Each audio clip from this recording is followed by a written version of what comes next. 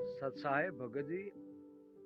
एक तरफ तो आप कहते हो उन भक्तों को जो गाली गलौज करते हैं, तो फिर आपकी कौन सी भाषा शुद्ध है? आप भी भगत होके ये कलंक है, ये धिक्कार है, ये डूब मरना चाहिए, ये कलंकन, ये शब्द भगत के कहाँ से आते हैं? ये ऐसे शब्द क्या भगत को बोलने चाहिए? पहली बात तो।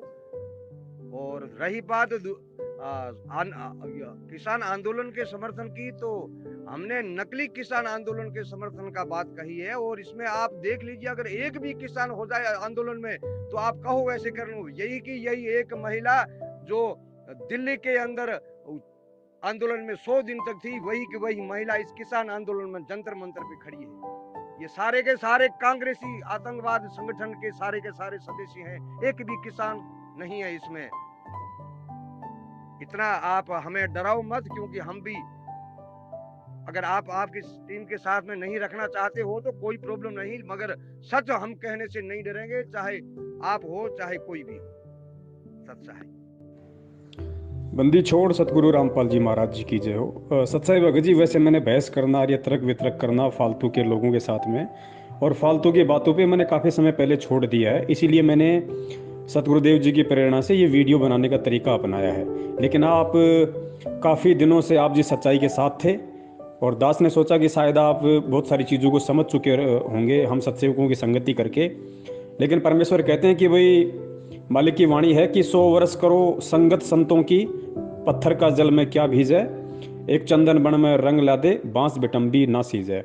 तो दास का आप जी से कोई तर्क वितर्क नहीं है। जैसा आपको समझ में आए वैसा आप कर सकते हो। पंजाब से लेके हरियाणा होते हुए और लाखों की संख्या में जो माता बहनें बुजुर्ग जो पंजाब से चल के जो आ रहे हैं, वो आपको कांग्रेसी नजर आ रहे हैं। बहुत अच्छी बात है। जैसी आपकी दृष्टि वैसी आपको सृष्टि नजर आएगी। आपको जैसा उचित आए आप जी वैसा कर सकते हो। मेरा कोई विरोध नहीं है इससे। आप करो ना करो, मैंने कोई आपका समर्थन थोड़ी मांगा कि आप किसानों का, आप आंदोलन का समर्थन करो। मत करो, आपको समझ में आए तो करो, नहीं तो मत करो। और मेरे ऊपर उंगली उठाने को आपको क्या अधिकार है बड़े भैया? मैं तो कुएं में पढ़ूंगा, आप भी पढ़ोगे मेरे पीछे। समझ में आता तो फॉलो करो, नहीं आता तो चुपचाप रहो, अपना काम करो। तो दास ने आपको आपको कब कहा कि आप मेरा समर्थन करो? भाई, इस ज्ञान को समझ के जो मुझे अच्छा लगेगा मैं वो करूंगा, और इस ज्ञान को समझ के मुझे जो अच्छा लगेगा कि कौन व्यक्ति सही कर रहा है, कौन व्यक्ति गलत कर रहा है, मैं उसका विरोध भी करूंगा, मैं उसका समर्थन भी करूंगा। पवन दास ने आपको ये कब कहा कि आप मेरे पीछे चलो? और मेरी बातों को ज़्यादा गहनता से आप लोगों ने महत्व दिया, यही कारण है ये आपके दुख का, आपके ये दर्द का।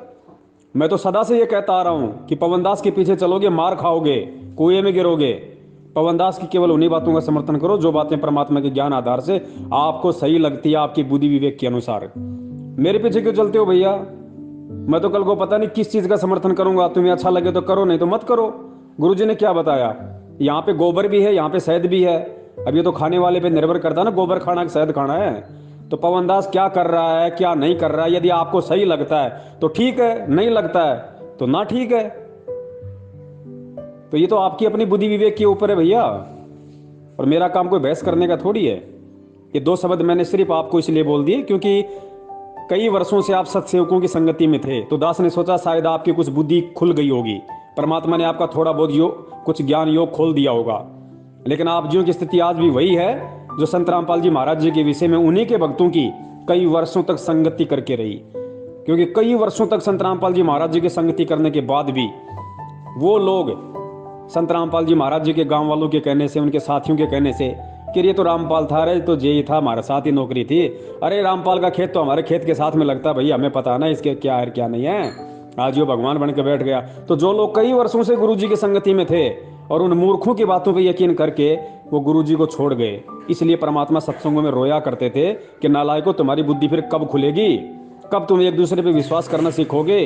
कब तुम मेरे ज्ञान को आधार बना के सही गलत का निर्णय करना सीखोगे? तो बड़े भाई, वही स्थिति यदि आपकी हो रही है तो इसमें मेरा दोष नहीं है, इसमें आपके अपने बुद्धि स्तर का दोष है। उसको ठीक करो, उसको चेक करो। आपको कांग्रेसी नजर आ रहे होंगे भैया, लेकिन हमें कांग्रेसी नजर नहीं आ रहे, हमें वहां पे वो किसान नजर आ रहे हैं। ये अपना अपना देखने का नजरिया है। तो आपको अच्छा लगे तो करो, और मैं कौन सा उनके साथ में तलवार लेके खड़ा हूं? पोस्ट को ध्यान से पढ़ा करो पहले। दास ने क्या कहा कि वो अपने हक की लड़ाई लड़ रहे हैं, और वास्तव में किसान अपने हक की लड़ाई लड़ रहा है। सत्य की लड़ाई लड़ रहा है। तो दास ने सोशल मीडिया पे उनका समर्थन किया है कि जिस प्रकार भारतीय मीडिया जो बिकी हुई है, जो सरकार के दबाव में आके किसानों की आवाज को नहीं उठा रही है, तो सोशल मीडिया सबसे बड़ा प्लेटफॉर्म है। तो सोशल मीडिया के माध्यम से दास ने यह कहा कि दास उनका समर्थन करता है, उनकी बात को आगे पहुंचाने की दास कोशिश करेगा, क्योंकि वो सच के साथ है, और जो सच के साथ होता है भगवान उसके साथ में होता है। ध्यान रखना इस बात को। ये सबके अपने अपने विचार हैं कि कौन कितना मूर्ख बन के रहना चाहता है, कौन कितना अंधा बन के रहना चाहता है, और कौन किस आधार से। क्योंकि भगत जी हम सामाजिक प्राणी, हम समाज में रहते हैं। ध्यान रखना, आपको यदि समाज में रहना है तो आपको बहुत सारी बातों का ध्यान रखना पड़ेगा। किसान एक सामाजिक प्राणी है, आप भी एक किसान परिवार से हो, आप नहीं तो आपके रिश्तेदार होंगे। आप एक सामाजिक प्राणी हो, आप समाज से ताल्लुक रखते हो, और समाज में यदि कोई भी अच्छा बुरा कर्म होगा या सरकार जबरन समाज में कोई भी अच्छे बुरे अध्यादेश लागू करेगी, तो ये मत समझ लेना कि मैं संत रामपाल जी महाराज जी का भगत हूं तो सरकार की उस नीति का मेरे ऊपर कोई प्रभाव नहीं पड़ेगा। उन लोगों से ज्यादा प्रभाव पड़ेगा, क्योंकि एक तो सरकार का अध्यादेश, उल्टा आप लोग अपनी मूर्खता के चलते समाज से दूर, आप लोगों के ऊपर दोहरी मार पड़ेगी। जो समाज हक की लड़ाई लड़ेगा उसमें हमें सहयोग देना है। गुरुदेव ने क्या कहा कि आपने ना किसी की विवाह, आपने चाहे आपका समाज का हो चाहे कोई हो, ना आपने उसके विवाह में जाना, ना आपने उसके किसी प्रकार के बात में जाना, छूचक में जाना, ना आपने उनको किसी भी प्रकार का मतलब पैसा वगैरह देना। अगर किसी जैसे कोई मंदिर के लिए कोई पैसा मांगता है, मस्जिद के लिए कोई पैसा मांगता है, आपने चाहे समाज का क्यों ना हो, आपने उसको पैसा नहीं देना।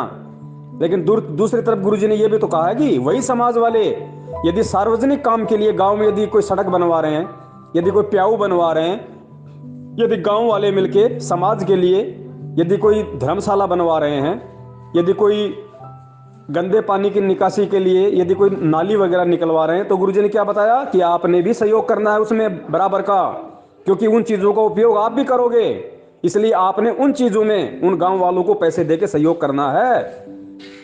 तो गुरुजी ने क्या कहा, एक तरफ समाज का सहयोग नहीं करना, लेकिन कौन सी चीजों में नहीं करना, और एक तरफ समाज का सहयोग करना, लेकिन कौन सी चीजों में करना।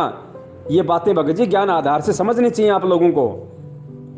मुंह उठा के बोल दिया पवन दास ने कितना पैसा ले लिया किसानों से। अरे क्यों फिर 3 साल तक हम लोगों की संगति की आप लोगों ने, जब आपको ABCD भी सत्सेवकों की अभी तक समझ में नहीं आई? फिर तो आप पहले मैनेजमेंट के साथ ही ठीक हो। आप कम से कम कर्म तो फोड़ो, तो फिर ढंग से फोड़ो। कहते ना कि लीद खानी है तो फिर गधे की खानी, फिर तो हाथी की खानी, पेट तो भरेगा।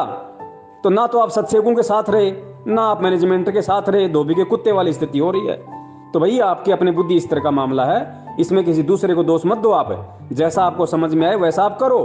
पवन दास तो भगत जी कल को शराब पीना शुरू कर देगा, आप क्यों दिल पे ले रहे हो? आप पवन दास की उसी बात को मानो ना जहां पवन दास सही चल रहा है। अगर पवन दास शराब पी रहा है तो अपना नुकसान कर रहा है, आपको क्या दिक्कत हो रही है उसके अंदर? दूसरों को आप मतलब आगाह कर सकते हो कि भाई वास्तव में पवन दास गुरु जी के ज्ञान आधार से ये गलत कर रहा है। तो बता दो पवन दास ने अगर जो किसान अपने हक की लड़ाई लड़ रहा है, अगर सोशल मीडिया पे उसका समर्थन कर दिया तो गुरु जी के ज्ञान आधार से कहां गलत है? एक भी पॉइंट बता दो, मैं आपके टांग के नीचे के निकल जाऊंगा। आपको कब कहा गुरु जी ने कि समाज में यदि कोई दुखी है, कोई परेशान है, नाजायज कोई किसी को परेशान कर रहा है, कोई दबा रहा है, तो आपने उनका सहयोग नहीं करना? कौन से सत्संग में कहा? तो क्या गुरुजी आपको यह बताएंगे कि आपने उनका समर्थन भी करना है? ये कॉमन सेंस की बात होती है परमात्मा का ज्ञान लेने के बाद में। आपको सुबह उठते हो, आपको मतलब लैटरिन लगती है, तो क्या आपको गुरुजी बताएंगे आपको रोजाना कि आपको बाथरूम में जाना चाहिए जब आपको लैटरिन लगती है? तो अब इतना मूर्ख बनोगे, सतलोक लाख जन्म नहीं जा पाओगे। इस परमात्मा के ज्ञान से खुद भी आगे बढ़ना सीखो। परमात्मा ने धक्का मार दिया, अब आगे खुद बढ़ो, खुद चलो आगे। परमात्मा नहीं रहेंगे यहाँ पे हमेशा तुम्हारे साथ में। उनका सत्संग, उनके शब्द, उनके वचन, उनकी शिक्षा तुम्हारे साथ में, और जो शिक्षाओं को आधार नहीं बनाएगा वो यही धक्के खाता रहेगा। सत साहिब जय हो, बंदी छोड़ के।